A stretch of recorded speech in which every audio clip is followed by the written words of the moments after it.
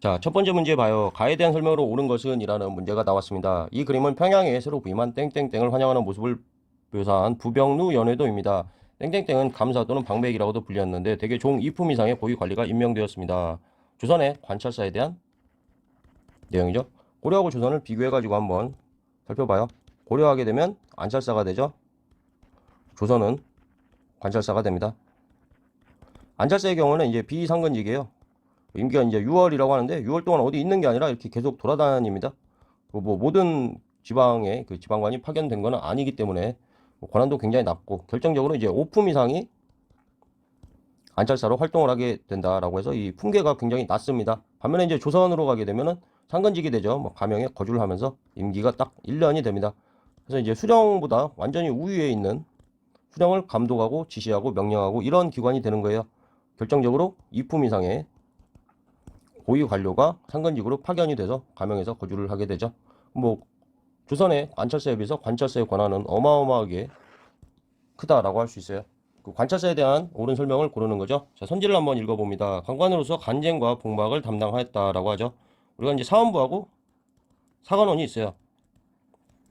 이 양쪽에 대간이라고 해서 이 양쪽 부서에서 이제 3사가 있지만 여기는 이제 합쳐서 양사라고 하죠.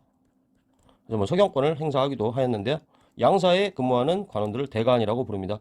이 중에서 이제 간쟁과 봉박을 담당하였다라고 한다면 사관원이 되죠. 반면에 이제 사원부 하게 되면은 뭐 감찰기관이 됩니다.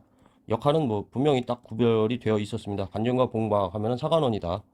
이번 6조 직계제 실시로 권한이 약화되었다라고 한다면 뭐 의정부가 되겠죠.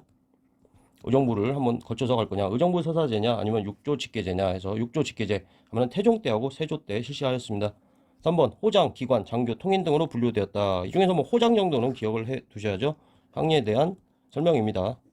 4번 관내 9년에 수령을 감독하고 근무 성적을 평가하였다. 수령에 대한 압도적인 지위에 있었던 조선의 관찰사에 대한 설명이죠.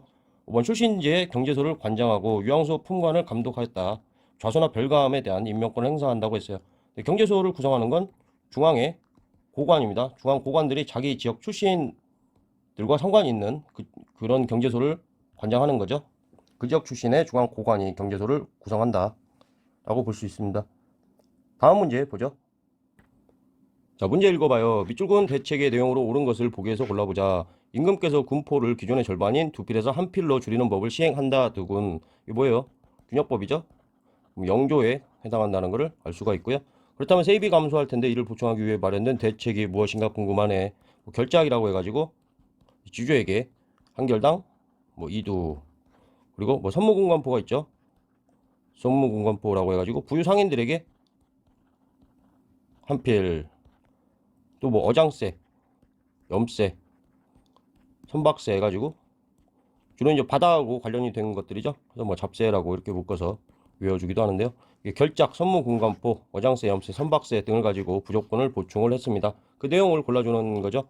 선제 읽어봅니다. 양전 사업을 실시하여 지게를 발급하였습니다. 대한제국에 근현대사 가서 배울 대한제국의 뭐 광무개혁하고 관계 있는 그런 문항이죠. 이번 어장세, 어염세, 어장세하고 염세를 말하는 거예요. 선박세를 국가재정으로 귀속시켰다.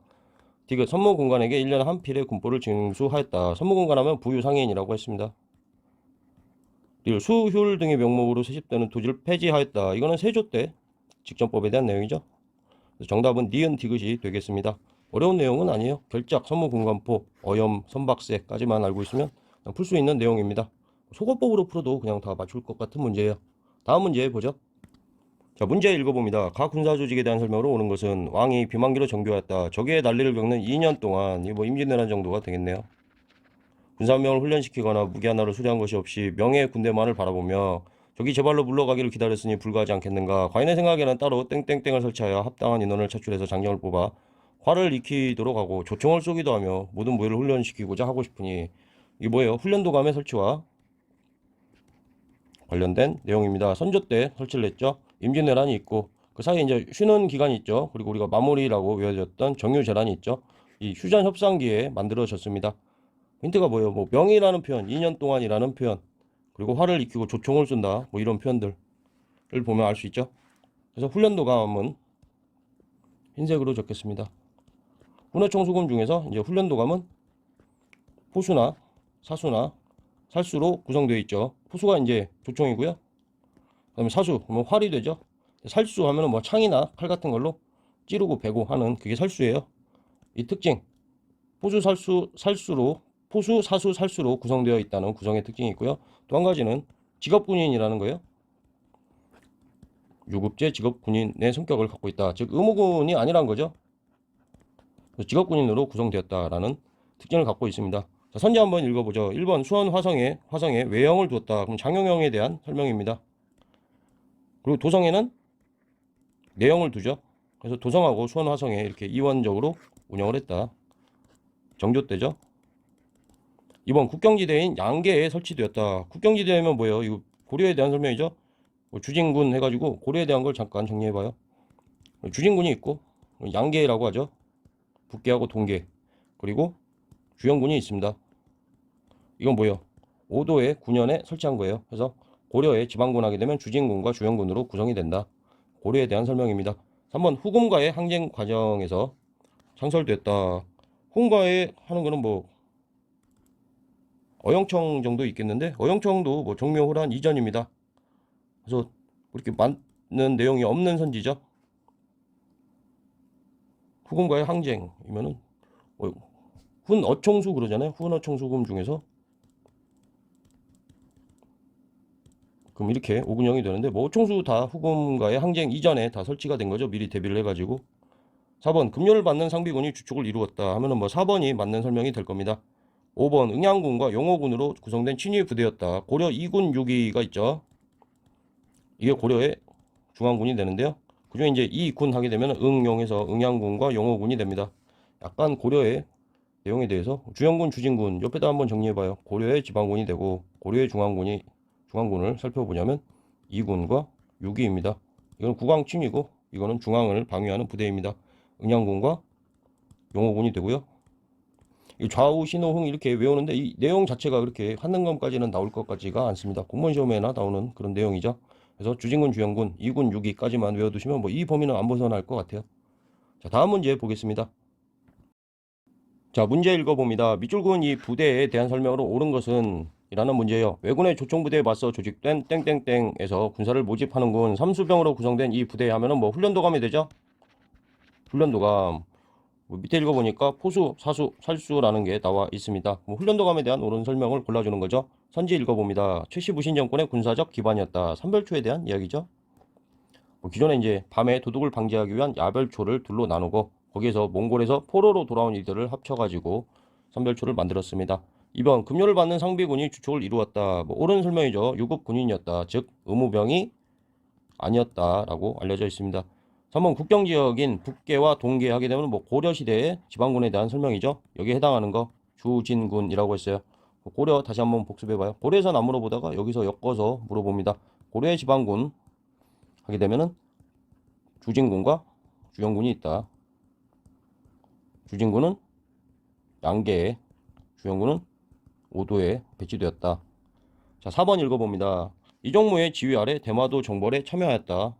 이건 뭐 딱히 군인의 이름이라기보다 그냥 세종대다. 이 정도만 알고 넘어가면 되겠습니다. 국왕의 친위 부대로 수원 화성에 외형을 두었다. 장영영에 대한 설명이죠. 외형. 그리고 내형은 도성에 두었다. 정조때다. 다음 문제 보겠습니다. 자, 마지막 문제 읽어봐요. 밑줄근 그 방책에 해당하는 내용으로 옳은 것은 국왕께서 군포를 두 필에서 한 필로, 그건 뭐예요? 균역법이 되죠. 영조 때 해당합니다. 그렇습니다. 백성들의 군역 부담을 줄이기 위한 조치입니다. 아울러 감면으로 인한 재정 부족을 해결할 수 있는 방책도 마련하고 있습니다. 뭐라고 했어요? 결작, 그리고 선무군관포, 그리고 잡세가 있죠. 뭐 어장세, 염세, 선박세 같은 것들을 걷어가지고 부족분을 보충한다고 했습니다. 결작은 지주에게 한 필씩 걷는 거고 선무군관포는 부유한 상인들에게 걷는 거죠. 주의할 거는 이제 이때 양반한테 걷는 건 아니에요. 양반한테 걷는 거는 이제 흥선 때 가가지고 호포법이 됩니다. 이거 이제 구별을 해야죠. 선무군관포 하면은 부유 상인에게 걷는 겁니다. 양반에게 걷는 게 아니라 양반에게 걷는 거는 흥선 때다. 주의하자. 자, 선지 읽어봅니다. 1번 일부 부유한 양민에게 선무군관포를 징수하였다. 양반이 아니라는 거죠. 자, 2번 형풍에 따라 전세를 9등급으로 차등 과세하였다. 세종 때 공법이 되죠. 자, 3번 백성들에게 곡식을 빌려주는 진대법을 실시하였다. 정말 오랜만에 나왔네요. 무려 고구려의 고국 천황 때죠. 진대법 을파소의 권유로 시행했습니다. 이렇게 막 반갑네요. 4번 수신전, 휴량전 등의 명목으로 세습되는 토지를 폐지하였다. 세조 때 직전법에 대한 이야기죠. 5번 기금을 모아 그 이자로 빈민을 구제하는 제유보를 운영하였다. 고려 광종 때 일이죠. 여기까지 하겠습니다.